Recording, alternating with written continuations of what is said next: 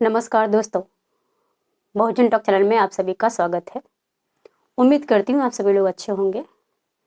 सबसे पहले आप सभी लोगों को सौर दिवस की हार्दिक बधाई, क्योंकि आज जो वीडियो है ये सौर दिवस के संदर्भ में है। डॉक्टर बाबा साहब अम्बेडकर ने वॉल्यूम नंबर 36 में इसका जिक्र किया है, इस वीर गाथा का जिक्र किया है। उस संदर्भ में मैं आपको ये रेफरेंस वीडियो बना रही हूँ ताकि आपको भी ये बात जानकारी में रहे कि डॉक्टर बाबा साहब अम्बेडकर ने भीमा कोरेगांव का जो इतिहास है वो कहाँ पे जिक्र किया। 1 जनवरी 1927 को डॉक्टर बाबा साहब अम्बेडकर की सभा थी। भीमा कोरेगांव स्मारक स्तंभ है, वहाँ पे बाबा साहब अम्बेडकर ने वहाँ लोगों को संबोधित करते हुए कहा कि उनके जो लोग थे, जो योद्धा थे, महान हस्ती थे और उन्होंने युद्ध को लड़ते लड़ते वीरगति को प्राप्त हुए, शहीद हुए और मान सम्मान की लड़ाई लड़ी, फिर भी उन लोगों को असैनिक शब्द से बदनाम किया गया। असैनिक कह करके बदनाम किया गया। क्यों किया गया? क्योंकि उस समय सैनिकों की भर्ती पर रोक लगाई गई थी। डॉक्टर बाबा साहब अम्बेडकर ने कहा, मैं सरकार से गुजारिश करना चाहता हूँ कि हमारे लोगों की सैनिकों की भर्ती पर रोक हटाई जाए, बल्कि उनको फिर से सैनिक में भर्ती रहने का मौका दिया जाए। और डॉक्टर बाबा साहब अम्बेडकर ये जिक्र करते ही रहते हैं और कह रहे हैं कि हमारी एक छोटी सी संख्या यानी 500 लोगों की संख्या, जिनकी वीरता ने, जिनके साहस ने, जिनके परचम ने, जिनके धैर्य ने, जिनकी जीत ने उनके सम्मान पर 4 चांद लगा दिया। क्योंकि साथियों, डॉक्टर बाबा साहब अम्बेडकर जिस बात का जिक्र कर रहे हैं वो इतिहास बहुत गौरवशाली इतिहास है। जिस इतिहास को सदियों आपके बीच में छुपाया गया, आपसे नहीं बताया गया, आपका गौरवशाली इतिहास, वो आपके बीच में लाने की कोशिश डॉक्टर बाबा साहब अम्बेडकर ने 1927 में की। लड़ाई का थोड़ा सा रेफरेंस जानने की कोशिश करते हैं। लड़ाई कैसे हुई? ये लड़ाई भीमा कोरेगांव की है। 500 महार कम्युनिटी के लोग जो ब्रिटिश सैनिक में शामिल हुए और उधर बाजीराव पेशवा द्वितीय जो अन्याय अत्याचार एकदम बड़े जोरों से कर रहे थे, उनकी तरफ से 28,000 लोग थे, जिसमें 20,000 घुड़सवार लोग थे, 8,000 पैदल थे और इधर जो 500 लोग थे, 250 पैदल थे और 250 घुड़सवार थे। अब सवाल ये खड़ा होता है कि हमारे लोग यानी महार कम्युनिटी के लोग, भारतीय मूल सैनिक के जो लोग थे, वो ब्रिटिश सैनिक में क्यों शामिल हुए? तो उनके शामिल होने का 3 कारण था, सबसे महत्वपूर्ण 3 कारण। पहला, छुआछूत, दूसरा पढ़ने का अधिकार नहीं और तीसरा हथियार रखने का अधिकार नहीं।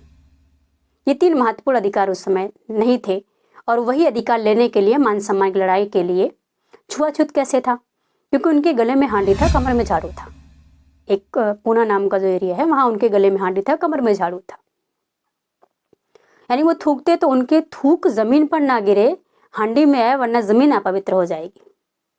वो चलते तो उनकी छाया जमीन पर ना पड़े या उनकी छाया किसी और के लोगों के ऊपर ना जाए, और दूसरी बात, वो चलते तो उनके पैर के निशान ना पड़े, इसके लिए वो झाड़ू से मिटाते जाए, लोग अपवित्र ना हो जाए।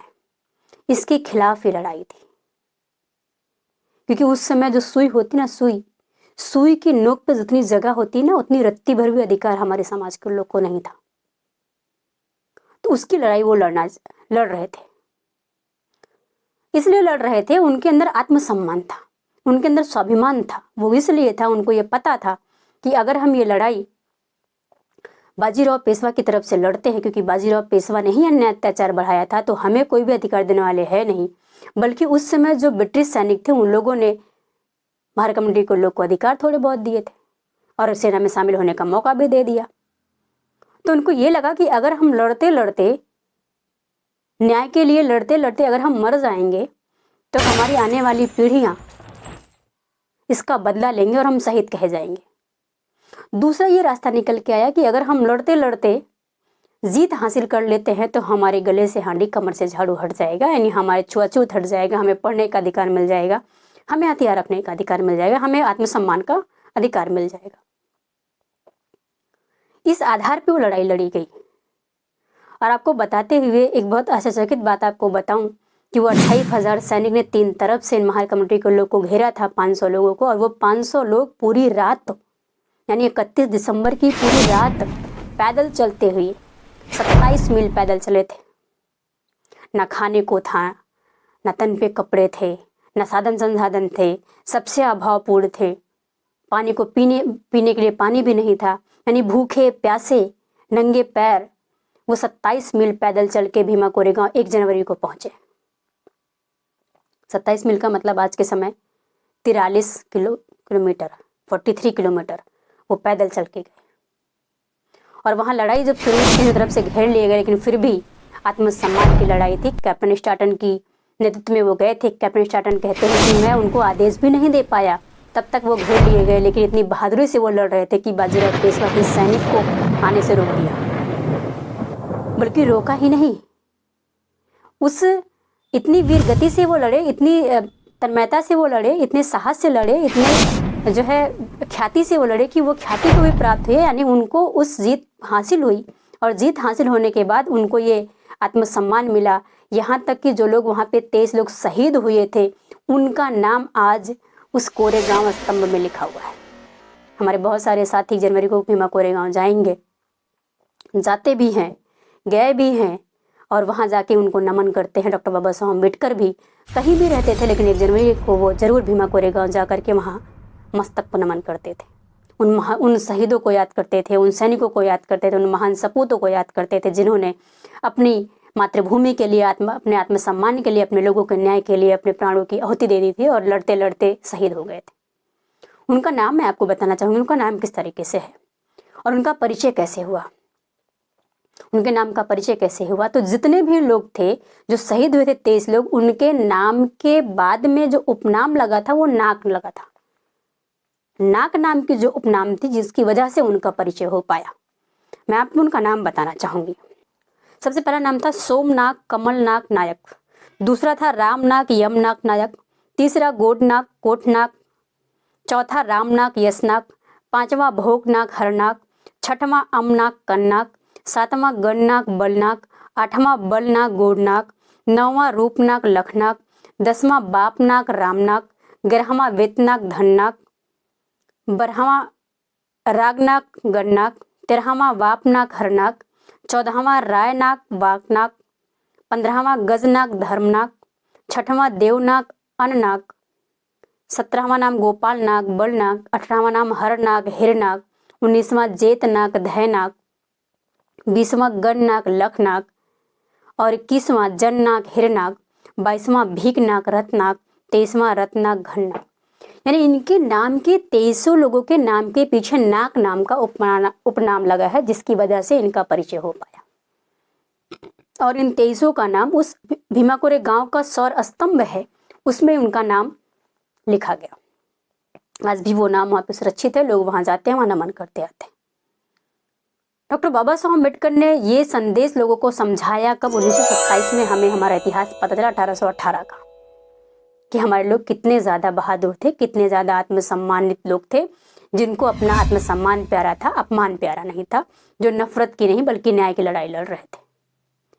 आगे डॉक्टर बाबा साहब अम्बेडकर ने जो बात कही वो बहुत सोचने वाली बात है।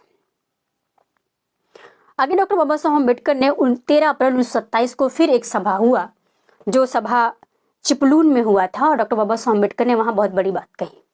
डॉक्टर बाबा साहब अम्बेडकर ने 13 अप्रैल 1927 को स्पीच में कहा कि हमारी दास्तां हमें ही ख़त्म करनी पड़ेगी, हमारी गुलामी के लिए हमें ही लड़ना पड़ेगा, हम भाग्य के भरोसे नहीं बैठ सकते, क्योंकि आत्मसम्मान एक ऐसी टॉनिक है जो जीवन जीने के लिए महत्वपूर्ण है। अगर आपको अच्छी ज़िंदगी चाहिए, अच्छा जीवन चाहिए, तो आपको आत्मसम्मान नाम की टॉनिक अपने अंदर जिंदा रखना पड़ेगा। और कोकण के समय, उस समय क्या था कि वहां पे खोती प्रथा चलती थी। खोती प्रथा कौन सी प्रथा थी? खोती प्रथा ऐसी प्रथा थी कि जिस जमीन पर किसान फसल उगाता था उसका 75% हिस्सा ब्रिटिश गवर्नमेंट को देना पड़ता था। तो डॉक्टर बाबा साहब अम्बेडकर ने कहा कि सबसे पहली बात तो जमीन का मालिकाना हक भी किसानों के पास नहीं है, और 75% हिस्सा सरकार को देने के बाद वो हमेशा जो है घाटे में जा रहे हैं, इससे उनका शोषण हो रहा है, वो कैसे किसी न कहते गुलाम बने हुए हैं। स्वतंत्रता के बाद सबसे पहले व्यक्ति डॉक्टर बाबा साहब अम्बेडकर है जिन्होंने किसानों की लड़ाई यानी खोती प्रथा के विरोध में बिल पास करवाया, और वो बिल पेश किया, लेकिन वो बिल हालांकि टाल दिया गया। वो बिल जब पेश किया गया तो बिल का जो डेट है वो 17 सितंबर 1937 को। और डॉक्टर बाबा साहब अम्बेडकर ने कहा हम ये चाहते हैं कि जो लगान वसूली जाती है, जो टैक्स वसूला जाता है 75%, ये बल्कि सरकार ना वसूले, बल्कि उनको ज़मीन का अधिकार भी मिले जो है किसानों को, और उनको इतनी लगान भी वसूलने का अधिकार ना मिले, बल्कि जो लगान 75% जा रहा था वो सरकार के पास नहीं जा रहा, पूरा नहीं जा रहा था, बल्कि वो बीच में जो मीडिएटर लोग थे वो डिवाइड होकर के जाता था। तो इसलिए उन्होंने वो जो बिल पेश किया था उसमें ये भी लिखा था कि अगर आप चाहते हैं लगान वसूली हो तो डायरेक्ट सरकार सीधे किसान से संपर्क करे, ना कि जो है बीच में मीडिएटर लोगों को तैयार करे। डॉक्टर बाबा साहब अम्बेडकर वहां ये बात कह रहे हैं कि मैं अगर आपको इस लज्जत भरी जिंदगी से छुटकारा दिलाने के लिए लड़ना चाहता हूँ, मैं संघर्ष करना चाहता हूँ, तो आप जानते हैं और मैं भी जानता हूँ कि मुझे मारने की, जान से मारने की धमकी मिलेगी, लेकिन ये शरीर नश्वर है, एक बार ही जिंदगी मिलती है, और अगर हम अच्छी ज़िंदगी जीना चाहते तो हमें आत्मसम्मान से जीना चाहिए। तो आत्मसम्मान की ज़िंदगी जीने के लिए अगर हमें अपने जीवन की आहुति देनी पड़े और संघर्ष करना पड़े, तो हमें उत्तम ज़िंदगी जीने के लिए अपनी ज़िंदगी को आत्मसमर्पित करना चाहिए आत्मसम्मान के लिए। क्यों करना चाहिए? डॉक्टर बाबा साहब अम्बेडकर फिर कह रहे कि क्योंकि हम योद्धा कुल के लोग हैं। ये प्रेरणा डॉक्टर बाबा साहब अम्बेडकर को भीमा कोरेगांव से मिली, और उन्होंने कहा हम योद्धा कुल के लोग, हम योद्धाओं के वंशज हैं, तो इसीलिए हम किसी के दास नहीं है, हम किसी के गुलाम नहीं, हमें अपनी दास्ता खत्म करने के लिए स्वयं लड़ना पड़ेगा। आगे फिर सभा के बाद, सभा जब खत्म हुई तो डॉक्टर बाबा साहब अम्बेडकर को खाने के लिए निमंत्रण दिया गया कि खाने पे चलिए। वो खाना अंतरजातीय भोज था। खाने का निमंत्रण जिसके घर था उनका नाम था श्री विनायक भरवे के घर पे रात्रि को भोजन था। ये अंतरजातीय भोजन था। डॉक्टर बाबा साहब अम्बेडकर वहाँ कह रहे हैं कि हम इस भोज में आए हैं, हमारे साथ समण लोग भी बैठ के खाना खाएंगे, तो इसका ये मतलब नहीं कि हमारे लिए स्वर्ग के दरवाजे खुल जाएंगे, इसलिए हम इस खाने में नहीं बैठे, बल्कि हम इसलिए यहाँ बैठे हैं कि इसी वजह से सामाजिक मेलजोल शुरू हो जाए, सामाजिक समरसता उत्पन्न होगी और हमारे लोगों के लिए समानता के सिद्धांत जो है यहाँ से पनपेंगे। इसीलिए ऐसे भोज में जाना बहुत ज़रूरी है और ऐसे भोज में लोगों को जाना चाहिए। तो डॉक्टर बाबा साहब अम्बेडकर ने 3 महान संदेश दिया। पहला संदेश ये दिया कि उन 500 महार समुदाय के लोगों की लड़ाई ने उनकी जीत पे सम्मान में 4 चांद लगा दिया। दूसरा कहा कि हम योद्धा कुल के लोग हैं, और तीसरा कहा कि हमें समानता स्थापित करने के लिए बहुत सारी अंतर्जातीय भोजों में भी जाने की आवश्यकता है। तो आज के दिन ये वीडियो आप तक पहुंचाना बहुत ज़रूरी था, क्योंकि भीमा कोरेगांव का इतिहास तो लोगों को पता है, कुछ लोगों को पता है, लेकिन रेफरेंस नहीं पता है। तो वो रेफरेंस आप वॉल्यूम नंबर 36 से पढ़ सकते हैं। स्टार्टिंग के ही 3, 4, 5 पेजेस हैं, उसको पढ़ के आप लोगों के बीच में बता सकते हैं कि ये रेफरेंस कहाँ से है और किस तरीके से डॉक्टर बाबा साहब अम्बेडकर ने आपको संदेश उसमें दिया है। उम्मीद करती हूँ आप इसका प्रचार प्रसार बड़े पैमाने पर करेंगे, और आगे की वीडियो में फिर आपसे मुलाकात होगी। तब तक के लिए सभी को धन्यवाद। पुनः आपको स्वर्ण दिवस की हार्दिक बधाई। सभी लोग खुश रहे। जय भारत, जय संविधान, जय फूले, जय फातिमा।